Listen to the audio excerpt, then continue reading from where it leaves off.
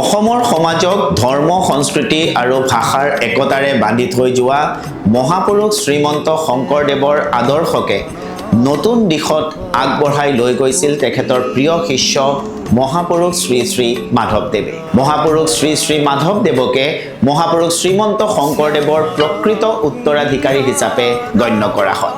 এই দুইজনা গুৰুৰ পবিত্ৰ আত্মিক বান্ধোনক মণি কাঞ্চন সংযোগ বুলিও কোৱা হয়। গুৰুৰ পদাংক অনুসৰণ কৰিয়েই মহাপুৰুষ শ্ৰী শ্ৰী মাধৱদেৱে নৃত্য, গীত, ভাওনা, নামঘোষা আৰু ভক্তি ৰত্নাৱলীৰ দৰে সৃষ্টিৰাজিৰে অসমীয়া ভাষা সংস্কৃতিৰ ভঁৰাল চহকী কৰি তুলিছে। সত্ৰ স্থাপনেৰে তেখেতে ধৰ্মীয় শিক্ষা, নাম প্ৰচাৰ আৰু শৃংখলাবদ্ধ ভক্তি সাধনাক আৰু সুদৃঢ় কৰি তুলিছে। তাৰে ভিতৰত বৰপেটা সত্ৰ, সুন্দৰীদিয়া সত্ৰ আৰু গণককুছি সত্ৰ উল্লেখযোগ্য।